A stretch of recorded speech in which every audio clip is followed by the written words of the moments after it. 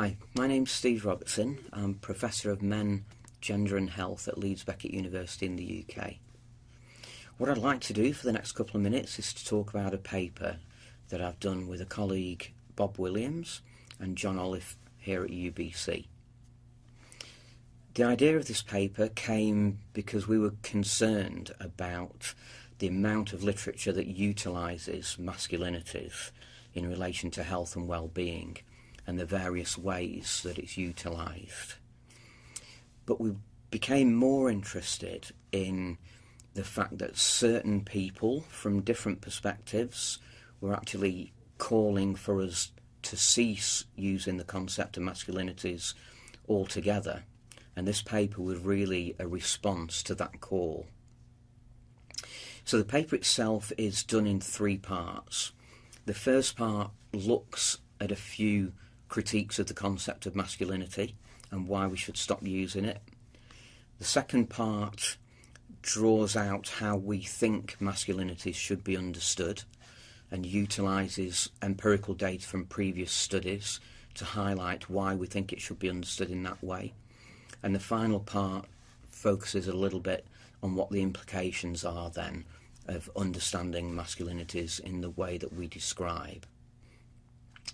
So in the first part of the paper, we draw on 3 different perspectives, all of which have come from different angles, but all of which suggest that we should stop utilising the concept of masculinities. The first of these comes from within the critical studies of men literature, so writers such as Jeff Hearn. And their concern mainly revolves around the fact that masculinities has been utilised really mainly by the sciences in a way that essentialises what masculinity is and tends to portray it as personality traits or character types. The second critique comes from postmodern writing, so writers such as Alan Peterson, and their concern is more that talking about masculinity and femininity creates a false gender binary, and what this means in practice is that we don't understand sufficiently the fluid nature of gender, and therefore we misunderstand and misalign the way that we view gender. The third critique is very specific to health and is really found mainly in the writings of Professor John MacDonald in Australia. And his concerns are very much that masculinities is used as a shorthand for men's misbehaviour, basically. It's used in a very pejorative sense, and it's very much sets a blame culture such that men are blamed for their own poor health outcomes. And he says that this misplaces where our concern should lie, and instead of looking to men for where blame lies about their own health outcomes, their poorer health outcomes, we should actually look to the wider social determinants of health. The second part of the paper then outlines how we suggest masculinity should be understood, and therefore why we think it should be retained in relation to studies on men's health and well-being.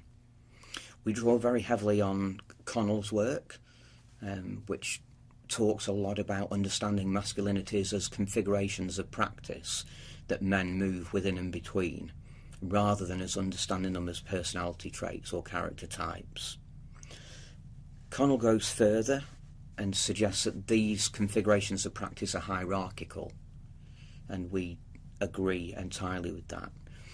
And perhaps most importantly, these configurations and the hierarchical nature of them become embedded within social institutions and social structures, and this acts then to facilitate or constrain men's practices within different social contexts. The third part of the paper then thinks through some of the implications of this. So, for example, in relation to research, we might be concerned about, we might see the opportunities that there are utilising masculinities in this way for better understanding the contradictions that we see in men's health practices. Why is it that a man might enjoy playing a significant amount of sport, for example, but may then go and smoke heavily and drink heavily? So it allows us to see the contradictions in these practices more clearly from a research point of view. In terms of practice, one of the things that it might allow us to do is to think through how interventions might be better placed to encourage and facilitate the positive practices that would benefit not only men themselves but also those around them, their women and children and friends and family.